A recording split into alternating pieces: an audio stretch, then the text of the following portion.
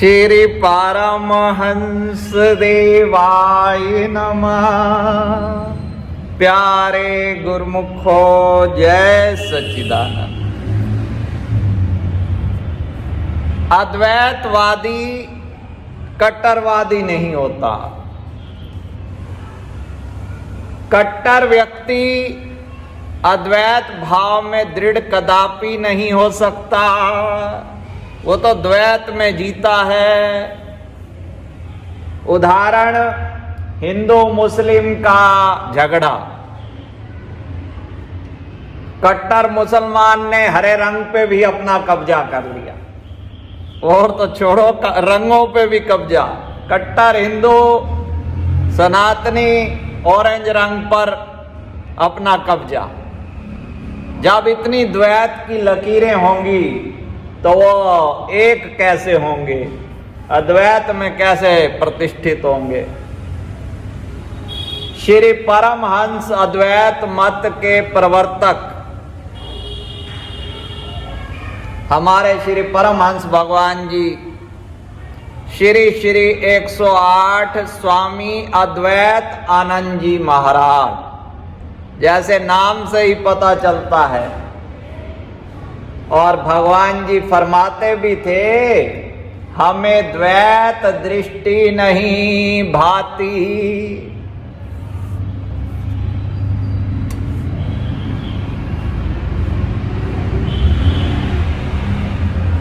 सच्चिदानंद प्रकाश भगवान जी का जीवन चरित्र नहीं, आत्म कथा। आप कहेंगे क्या अंतर है? जीवन चरित्र अनुयायियों के द्वारा लिखा जाता है, उसमें अपने इष्ट देव को भगवान साबित करने में ही सारी मेहनत की जाती है, सारा प्रयास, सारा जोर इसी बात पे। आत्म कथा यह भी दो प्रकार से लिखी जा सकती है। एक तो कोई अपने आप को स्थापित करने के लिए बीच में कोई बेईमानी कर जाए, पर सत्य स्वरूप हमारे भगवान जी। कोई सम्मानित व्यक्ति जिन गोपनीय बातों को छुपाए, वो बातें भी उन्होंने सब उजागर कर दी। चाहे जेल जाना पड़ा भगवान जी को, वो बातें भी, जिससे झगड़ा फसाद हुआ वो बात भी। भाई कोई सम्मानित, कोई महापुरुष हो, वो इस बात से कि लोग क्या कहेंगे कि ये संत महात्मा हो के क्रोध करते हैं, झगड़ा करते हैं, पर महापुरुष तो उस बात को छुपाएंगे, पर भगवान जी ही ऐसा साहस कर सकते हैं कि यह सब खुली किताब की तरह उजागर कर दिया।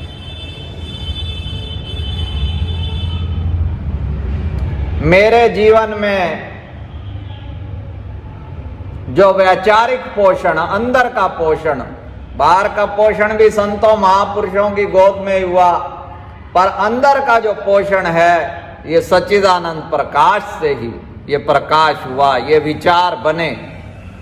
ये जो दो मंत्र हैं, श्री परमहंस देवाय नमः अथवा श्री परमहंस शरणम गच्छामि, या जो ये अद्वैत भाव को दृढ़ करने का निवेदन हम करते हैं, और समर्पण भाव, समर्पण आंदोलन, ये जो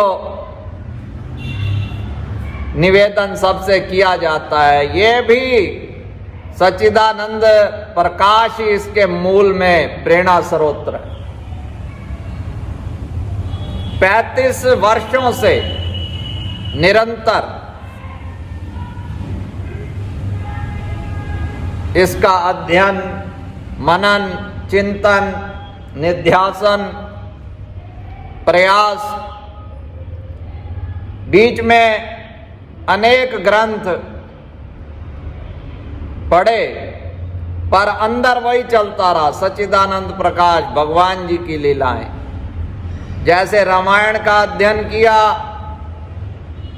तो भगवान राम वनवास काल में अनेक संतों, महापुरुषों, ऋषियों के पास, उनके आश्रमों पर जाकर उनसे विनम्रता पूर्वक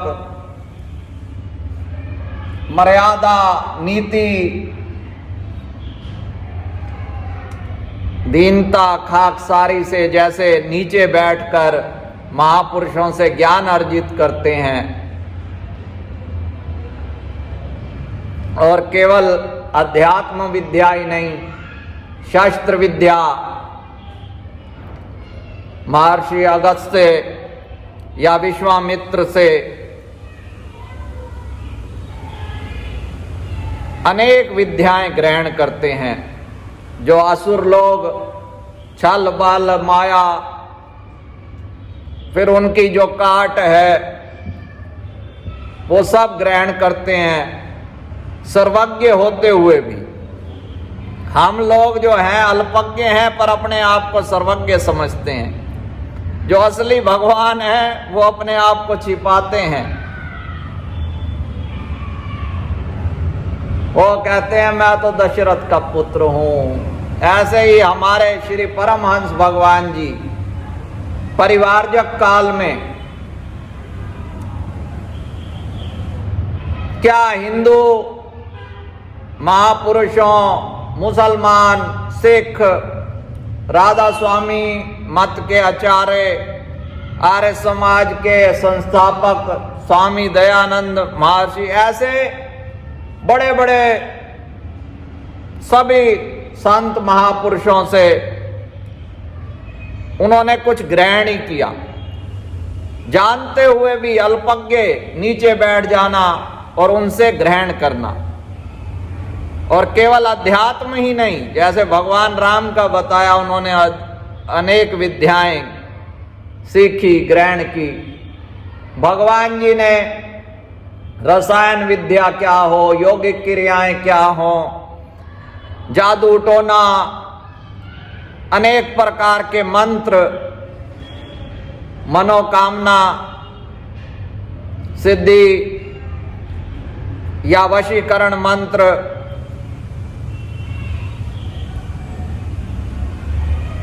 सब ग्रहण भी किए और उनका समाज में उदारता से परोपकार में उपयोग भी किया। संकीर्णता नहीं, कट्टरता नहीं, भाई मैं तो भाई अध्यात्म मार्ग का पथिक हूं, हमारे पास तो बस भक्ति मार्ग के ही ग्राहक आए, ऐसा नहीं। अनेक बीमार लोगों को मंत्र दिए और उसमें भी कोई कट्टरता नहीं। भाई एक किसी को कृष्ण का मंत्र दे रहे हैं, किसी को शिव का मंत्र दे रहे हैं, किसी को देवी माता के भी मंत्र, और तो और मेरे जैसे कई जिद्दी हटी बालक के लॉटरी के नंबर बता दो महाराज। उस समय में सट्टेबाजी ऐसा कुछ शब्द प्रयोग किया है महाराज जी ने, तो वो भी अपना ऐसा नहीं कि ये क्या है, भगवान की करुणा बरस रही है, भगवान राम की तरह करुणावान। तो सब कुछ ग्रहण करते हुए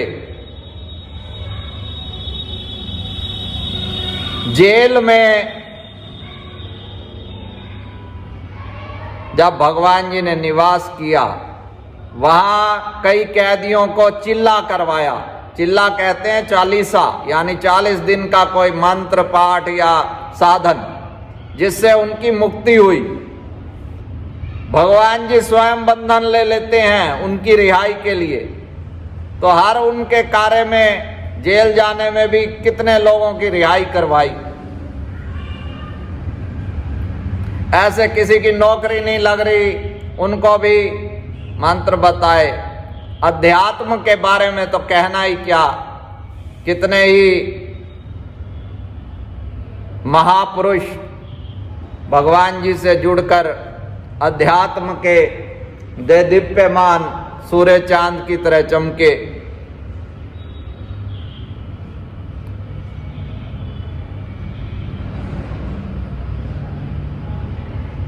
पूज्यपाद भूरे सिंह चौहान के भी हम ऋणी हैं, उनका ऋण नहीं उतार सकते। भगवान जी वैसे तो अपनी आत्मकथा, जीवन चरित्र या कोई यादगार समाधि इस को कायम करने के पक्ष में ही नहीं थे। उन्होंने कहा मैं तो फकीर बन गया, पर जैसे भगवान राम की तरह मर्यादा और हमारे कान्हा भैया की तरह प्रेम अवतार, भगवान जी पूर्ण स्वतंत्र थे, पर उनको अगर कोई बांध सकता है तो प्रेम। दुर्योधन की जंजीरें नहीं बांध सकती, गोपियों की रस्सियां बांध सकती हैं, बल्कि उनके इशारे पे नाच भी सकते हैं छाछ के लालच में। वो छाछ नहीं, प्रेम रस। ऐसे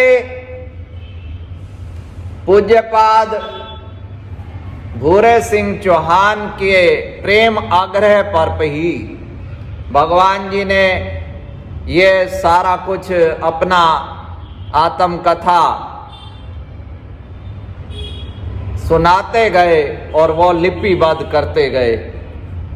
तो जो आज हम भगवान जी के जीवन से परिचित हैं, तो उन्हीं की कृपा से भूरे सिंह चौहान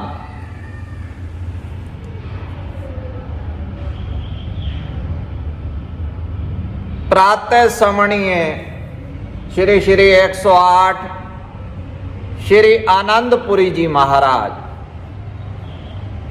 जो अपना श्री आनंदपुर है ये उन्हीं के नाम पे है।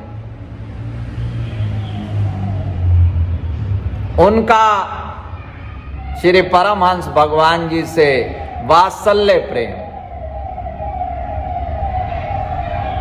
उन्होंने अनेक विद्याएं, अभ्यास की विधियां भगवान जी को सिखाई। भगवान जी सब जानते थे, पर मर्यादावश, ये बहुत बड़ी मर्यादा है। हमें तो कोई महात्मा, कोई बड़ा अगर कोई कहानी कथा सुनाता है, अगर हमें आती है, तो हमारे पास इतना धैर्य नहीं होता हम उनके वचनों को काट के उस कहानी को पूरा करने। पर भगवान जी का कितना धैर्य कि कितने दिनों तक वो सिखाते रहे अभ्यास की विधियां। भगवान जी ने ये नहीं कहा कि मैं जानता हूं, और ना उनसे कोई स्वार्थ कुछ प्राप्त करने का। श्री आनंदपुरी जी महाराज बड़े धनाढ्य थे। जब संन्यास लिया तो घर से लाखों रुपए लेके निकले, भाई मैं किसी से कुछ मांगूंगा नहीं। लाल डूंगरी जयपुर में उनका आश्रम, गणेश मंदिर, बड़े बड़े राजे महाराजे उनके शिष्य थे। जयपुर का राजघराना, भगत रामचंद्र जी, दरोगा रामचंद्र जी भी उनके भगत थे।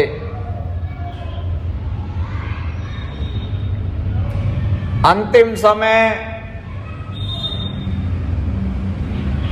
श्री आनंदपुर महाराज जी ने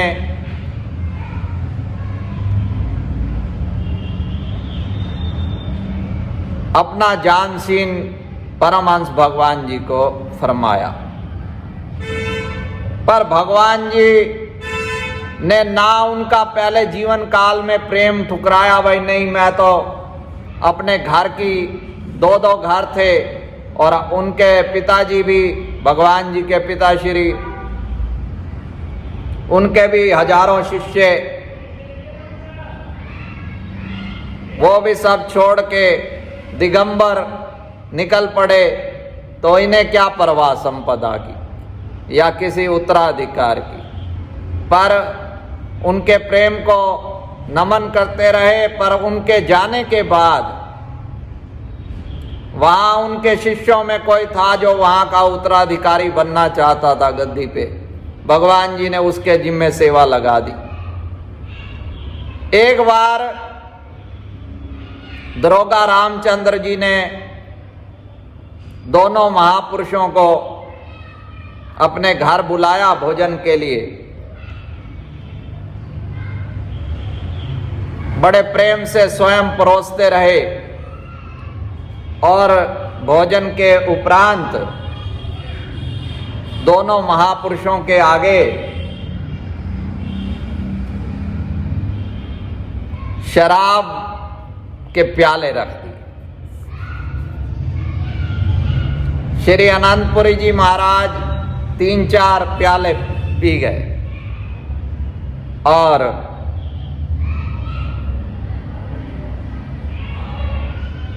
हमारे भगवान जी इन्होंने एक प्याला प्रेम आग्रह से पी लिया।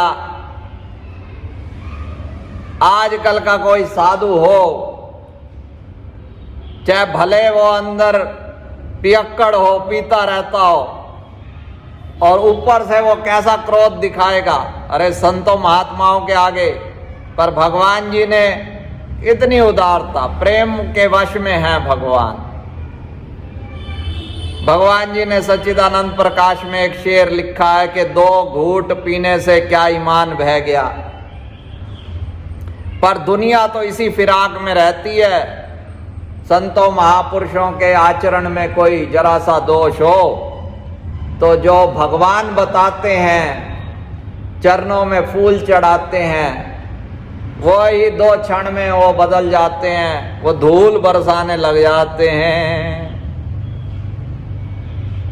दरोगा रामचंद्र के पास एक महिला रहती थी। राजघरानों में जैसे उनको गलत शब्द से परिचय दिया जाता है, पर हमारे श्री परमहंस भगवान जी ने उसको भक्तिन कह के संबोधित किया है। भक्ताणी समझ लो। भक्तिन तो क्या है की थी, भक्ताणी तो माया की भक्ताणी थी। उसने कुछ इन दोनों महापुरुषों के प्रति कुछ अपशब्द बोले तो दरोगा रामचंद्र जी तो उसके ऊपर चढ़ गए, क्योंकि इनको अपने प्रति कोई दोष करती तो क्षमा कर देते, पर संतों महात्माओं की अवज्ञा इनको बिल्कुल बर्दाश्त नहीं थी। उसको कहा कि भाई तू तो राजघराने से निकली हुई आई थी, हमने तेरे को शरण में रखा, अब तू यहां से दफा हो जा। उसको वहां भगा दिया।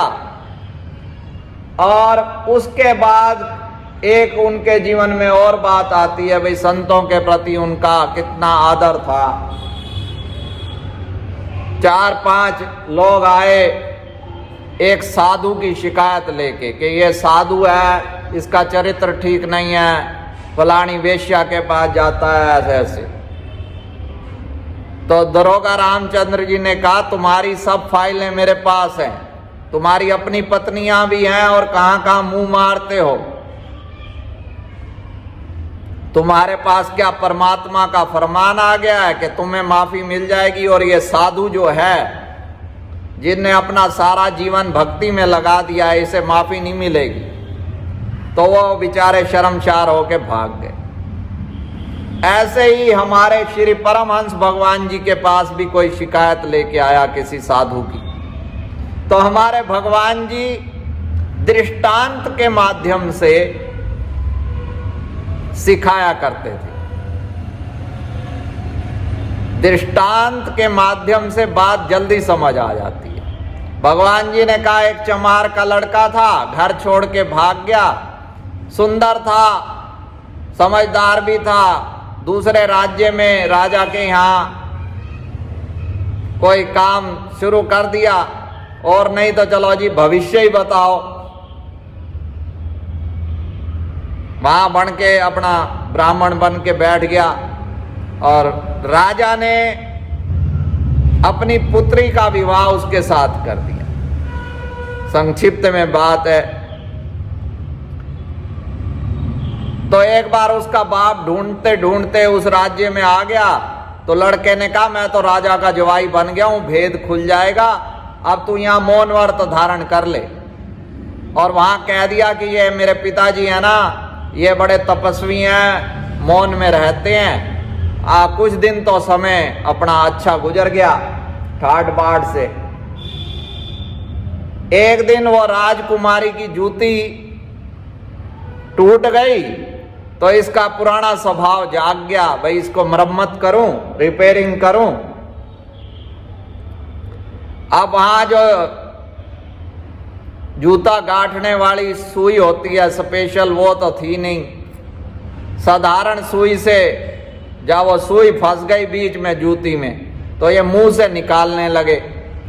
तो राजकुमारी ने कहा पिताजी जूती खा रहे हैं। तो उनकी मां ने कहा अरे मूर्ख चुप रहे, संतों महापुरुषों का पता नहीं क्या लीला कर रहे हो। पर चोर की दाढ़ी में तिनका, इन्होंने सोचा भेद खुल गया है, बाप बेटा दोनों भागे।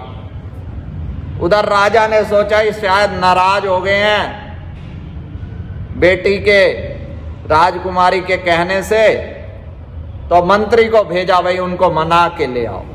मंत्री आया तो बाप बेटा मंत्री को कहते हैं महाराज भाई हम तो चमार हैं, अब जैसे भी करो, जो सजा दो। तो मंत्री ने कहा चुप रहो चुप रहो, हम भी जो है चमचेड़ हैं। इतने में राजा भी आ गया। अब बात सारी पता चली तो उन्होंने कहा हमारे पूर्वज भी चमरंग थे। राजा ने कहा भाई चमड़े की रंगाई वाले। तो श्री परमहंस भगवान जी ने फरमाया कि भाई यहां हैं सारे, किसी में कोई दोष है, किसी में कोई दोष है, कोई चमार है, कोई चमरंग है, पर जिसका प्रगट हो गया वो बेचारा उन बाप बेटा की तरह, और जिसका प्रगट नहीं हुआ वो अपना चौड़ा होके मंत्री बन रहा है, कोई मिनिस्टर बन रहा है, कोई राजा बन रहा है। भगवान जी ने कहा कि भगवान जी तो बड़े दयालु हैं, वो भगत के दोषों को नहीं देखते। पाप जो हैं वो तो प्रभु की शरणागति लेते ही सब पापों से मुक्त, सच्चे दिल से बस शरण ले ले। भगवान जी से एक बार किसी ने पूछा कि इस समय जो है प्रेमी भक्त जो हैं आपके कितने भक्त हैं, सबसे ऊंचे दर्जे का इस समय कौन है आपका प्रेमी? तो भगवान जी ने एक फकीर बताया, वो वेश्या के दरवाजे पे पड़े रहते थे फकीर। अब सबने कहा महाराज आप मजाक कर रहे हो, ये क्या बात है, वो वेश्यागामी। तो भगवान जी ने कहा उसकी परीक्षा कर लो। अब उनको वो ऐसे प्रेमी थे कि लाख कोस जो गुरु बसे। वो वहां बैठे बैठे इन्होंने जाके पूछा तो उन्होंने ये बताया कि आज परमहंस भगवान जी ने ये वचन फरमाए, और वो ये भी बता देते थे आप परमहंस भगवान जी कहाँ विराजमान हैं। अब वो नीचे उतर रहे हैं सीढ़ियों से, तो इतना उनको मतलब भगवान जी से प्रेम था, जुड़े हुए थे कि कहीं भी रहते हों भगवान जी सदा उनके पास थे। तो कोई कहे भाई संत हम चीना, तो तुलसी कान हाथ धर लीना। तो संतों की हम कितनी कमाई का कौन संत है, कितनी ऊंचे दर्जे पे कौन है, ये किसी वेश से कि उसकी बाहरी रहनी से कोई पता नहीं लगा सकता। बस अब तो एक ही समाधान है, कट्टरता संकीर्णता इसका सबका त्याग करके भगवान जी की शरण जाना है, और यही गाना है श्री परमहंस शरणम गच्छामि।